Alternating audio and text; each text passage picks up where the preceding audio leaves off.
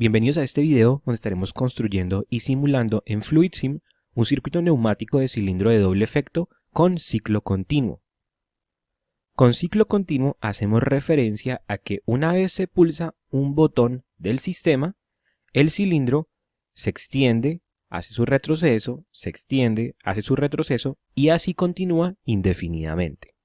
En esta imagen tenemos el circuito que estaremos construyendo, el cual se encuentra compuesto por un cilindro de doble efecto de tipo diferencial, una válvula direccional principal de 5 vías, 2 posiciones con accionamiento de sus 2 posiciones por medio de pilotaje neumático.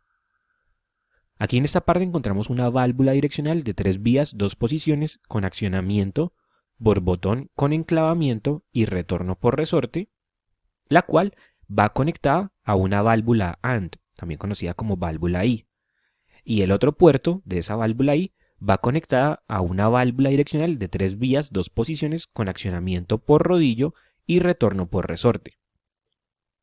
En la otra línea de pilotaje neumático de la válvula direccional principal tenemos otra válvula piloto de 3 vías, 2 posiciones con accionamiento por rodillo y retorno por resorte.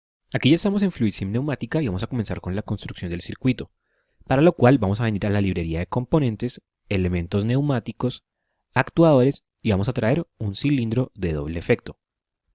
Hacemos doble clic sobre este cilindro y en la pestaña de configuración vamos a deshabilitar estas 3 opciones de modo que el cilindro nos quede de esta forma.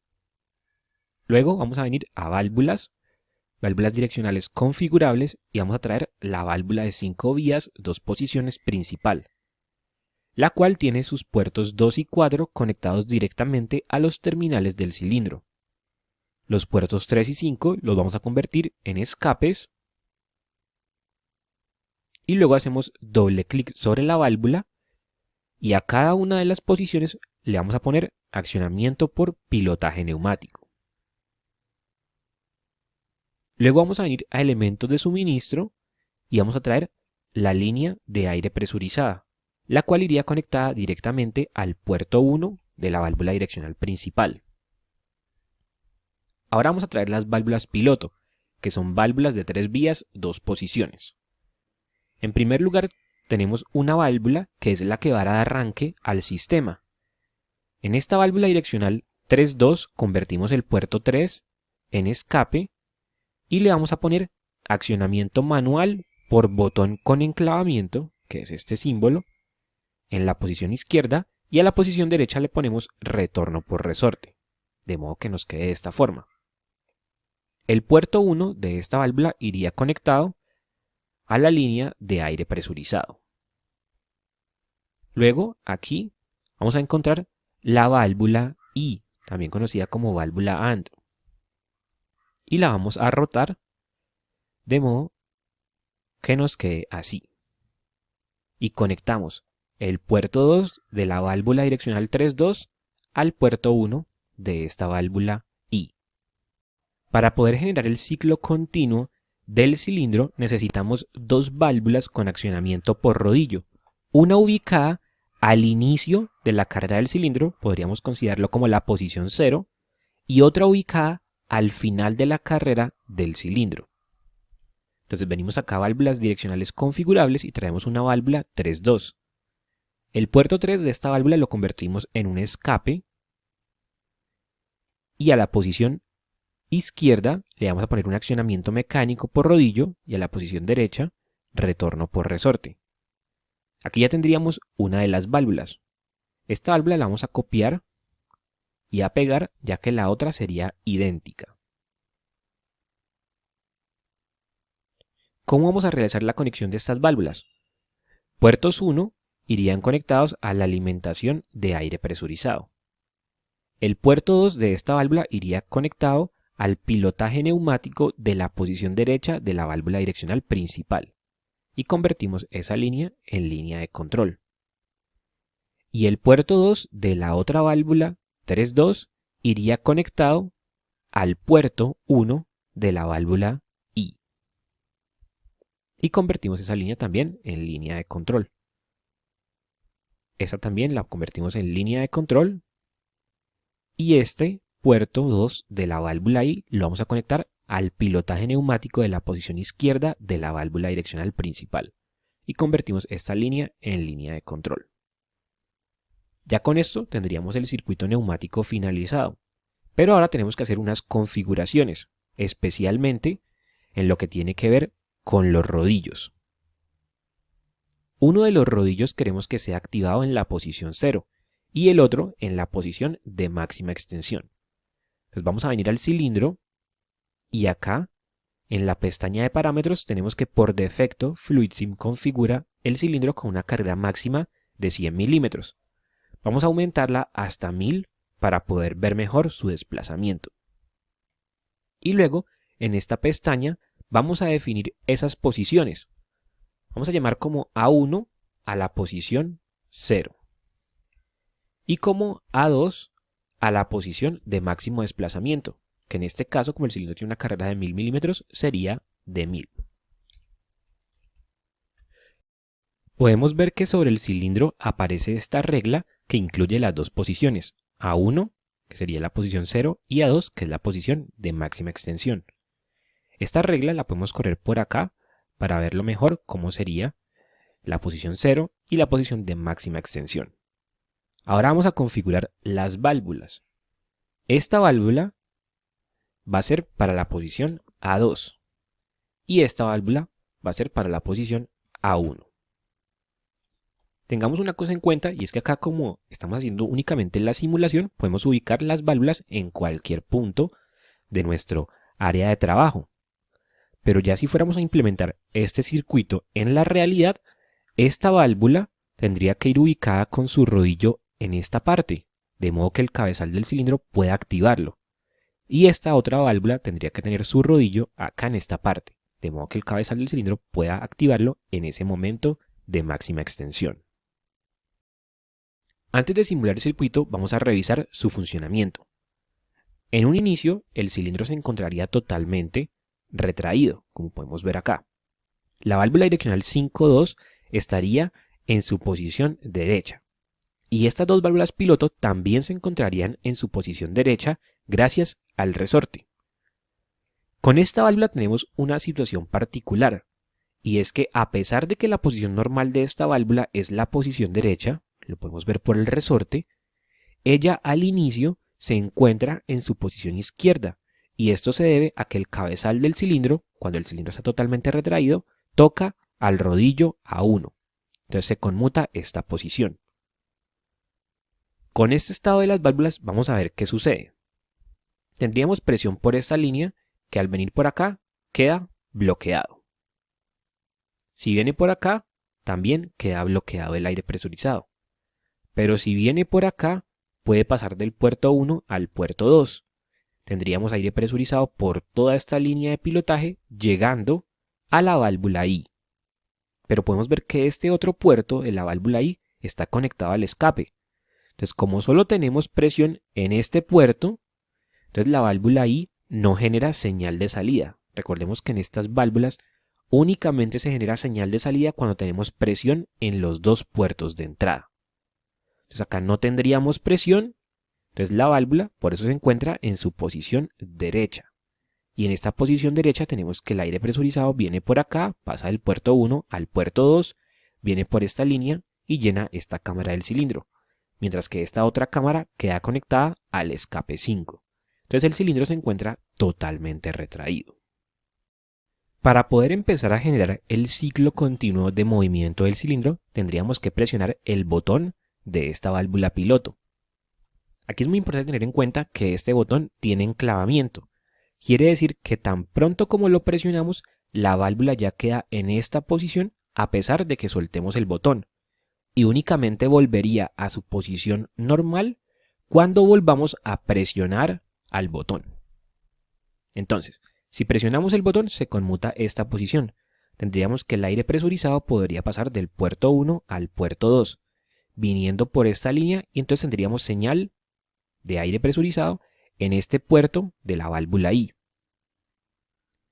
Esta válvula se sigue manteniendo en su posición normal, entonces el aire quedaría bloqueado por esta línea.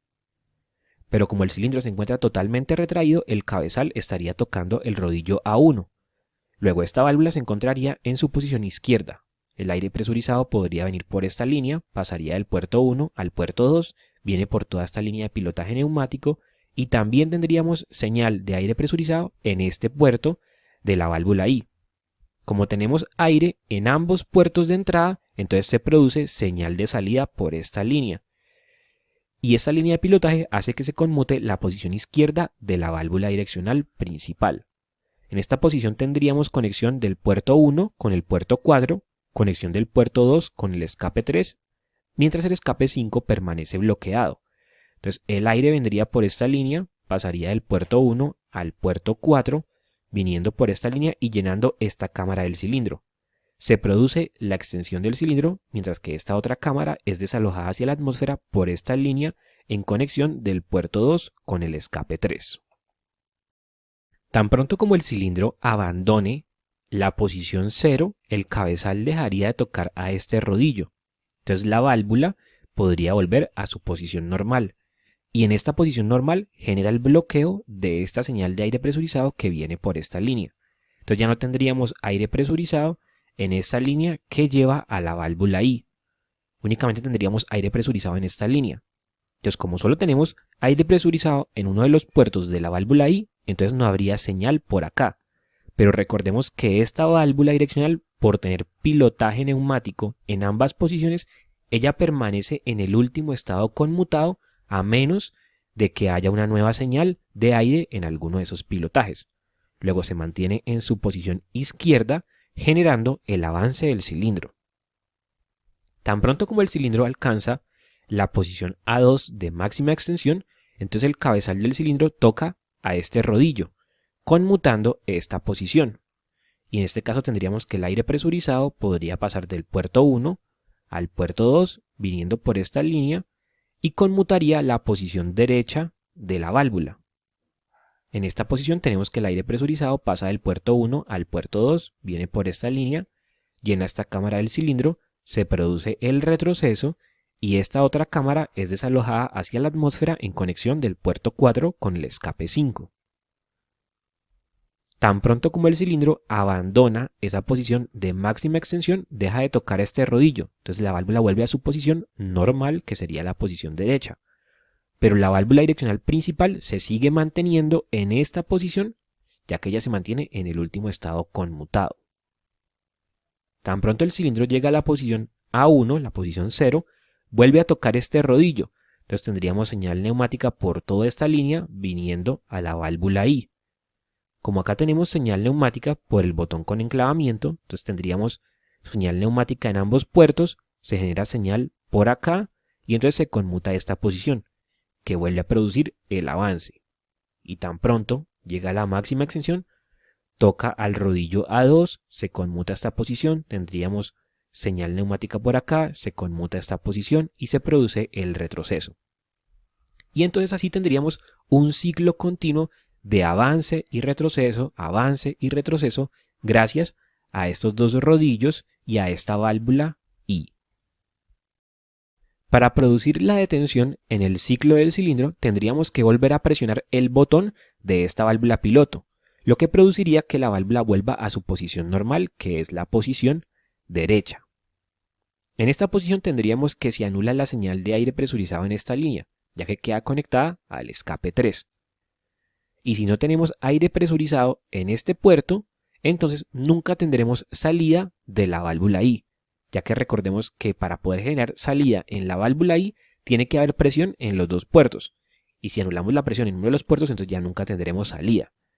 Si no tenemos salida, nunca se podría conmutar esta posición de la válvula, lo que hace que el sistema se detenga. Vamos a simularlo. Podemos ver que en un inicio el cilindro se mantiene totalmente retraído. Para poder empezar a generar el ciclo, tenemos que presionar este botón. Lo podemos presionar y soltar y ya la válvula queda conmutada en esa posición. Y podemos ver cómo se produce el avance y retroceso del cilindro.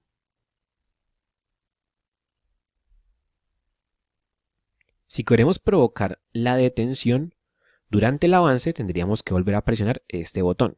Por ejemplo, ahí empezó el avance, lo presionamos y podemos ver que él completa el ciclo y luego al final del ciclo queda totalmente retraído. O también podríamos provocar la detención durante la carrera de retroceso, de esta forma, y podemos ver que el cilindro nuevamente queda totalmente retraído. Y con eso tendríamos nuestro circuito neumático para cilindro de doble efecto con ciclo continuo de trabajo. Si a este cilindro lo llamáramos como el cilindro A, entonces esta secuencia de movimientos sería A más, A menos, A más, A menos, A más, A menos, y así indefinidamente.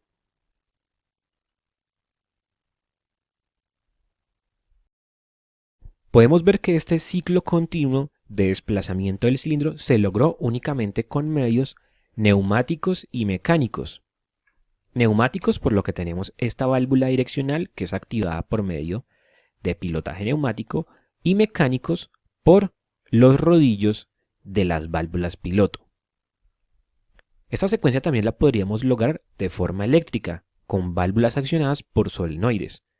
Si desean revisar cómo sería este ciclo de forma electroneumática, les dejo por acá el video en una tarjeta o también les dejo el enlace abajo en la descripción de este video. Con esto hemos terminado de revisar el circuito neumático de cilindro de doble efecto con ciclo continuo. Si este video fue de ayuda, los invito a suscribirse al canal y darle me gusta a este video. En una próxima oportunidad realizaremos una modificación sobre este circuito, de modo que nos permita tener la opción de ciclo único y de ciclo continuo.